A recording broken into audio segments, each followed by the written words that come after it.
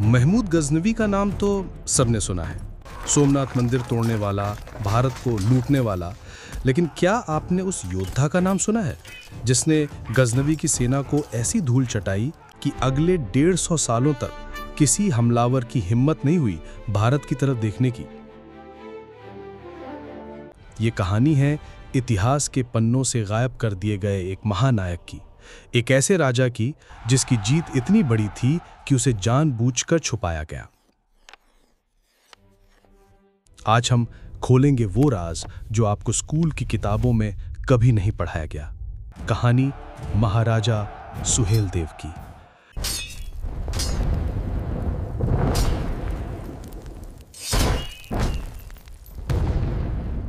ये कहानी है 11वीं सदी के श्रावस्ती के महाराजा सुहेलदेव की, जिन्होंने विदेशी आक्रमणकारी महमूद गजनवी के भांजे सैयद सालार मसूद गाजी को एक ऐसी हार दी जिसके बाद लगभग 150 वर्षों तक किसी आक्रांता ने भारत की ओर आंख उठाकर देखने की हिम्मत नहीं की।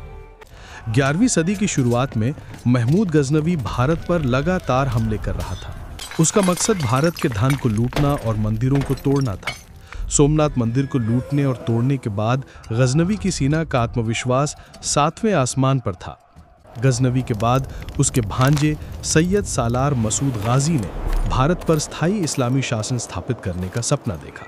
महज 16 साल की उम्र में सालार मसूद एक विशाल सेना लेकर सिंधु नदी पार कर भारत में घुसा। उसने मुल्तान, दिल्ली और मेरठ जैसे कई राज्यों को जीत लिया और अवध की ओर बढ़ने लगा। उसका आतंक ऐसा था कि रास्ते में पड़ने वाले राज्य या तो हार मान लेते या नष्ट कर दिए जाते। उसने अपना मुख्यालय बाराबंकी के पास सतरिक में बनाया और वहां से आसपास के राज्यों को जीतने के लिए अपनी सेनाएं भेजने लगा। जब सालार मसूद की सेना बहराइच की ओर बढ़ी तो उसका सामना श्रावस्ती के प्रतापी राजा सुहेलदेव से हुआ। महाराजा सुहेलदेव एक दूरदर्शी और वीर शासक थे जिन्होंने विदेशी आक्रांताओं के खतरे को पहचान लिया था। उन्होंने ये समझ लिया था कि अकेले इस विशाल सेना का सामना करना मुश्किल होगा। इसलिए उन्होंने एक ऐतिहासिक कदम उठाया। उन्होंने उस समय के छोटे बड़े 21 राजाओं को एकजुट किया। इन राजाओं में लखीमपुर, सीतापुर, लखनऊ और बाराबंकी जैसे क्षेत्रों के शासक शामिल थे, जिन्होंने अपनी आपसी दुश्मनी भुलाकर देश की रक्षा के लिए एक गठबंधन बनाया। ये उस दौर में भारतीय एकता का एक अद्भुत उदाहरण था, जहां जाति और क्षेत्र से ऊपर उठकर सभी ने एक साथ लड़ने का फैसला किया। जून 1033 में बहराइच के पास चित्तौरा झील के किनारे इतिहास का एक निर्णायक युद्ध लड़ा गया। सालार मसूद की सेना संख्या में बहुत बड़ी थी और उसे अपनी जीत का पूरा भरोसा था। उसने अपनी सेना को कई टुकड़ियों में बांटकर आक्रमण करने की योजना बनाई, लेकिन राजा सुहेलदेव एक कुशल रणनीतिकार थे। उन्होंने अपनी सेना को इस तरह से संगठित किया कि दुश्मन के हर आक्रमण का मुंहतोड़ जवाब दिया जा सके। युद्ध कई दिनों तक चला। सुहेलदेव की सेना ने ऐसी वीरता दिखाई कि मसूद की विशाल सेना घास की तरह कटने लगी। सुहेलदेव ने खुद युद्ध का नेतृत्व किया और अपने अदम्य साहस से सैनिकों में जोश भर दिया।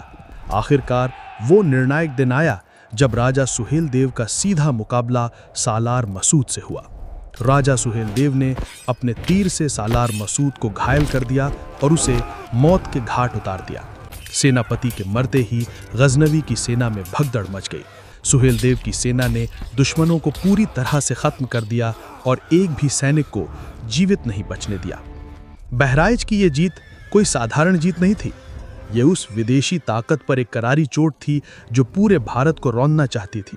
इस युद्ध का असर इतना गहरा हुआ कि अगले लगभग 150 वर्षों तक तुर्क आक्रमणकारियों ने अवध और उसके आसपास के क्षेत्रों की ओर देखने की हिम्मत नहीं की।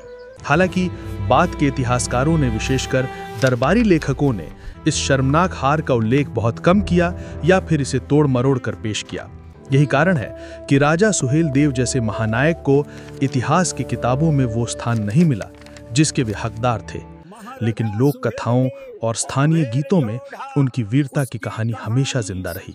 आज महाराजा सुहेलदेव को एक ऐसे नायक के रूप में याद किया जाता है जिन्होंने विदेशी आक्रमणकारियों के खिलाफ भारत की एकता और शौर्य का प्रदर्शन किया था। वो भारतीय राष्ट्रवाद और साहस के प्रतीक हैं। उनकी कहानी हमें ये सिखाती है कि जब भी भारतीय एकजुट होकर खड़े हुए हैं तो उन्होंने बड़ी से बड़ी चुनौती का सामना किया है और विजय प्राप्त की है।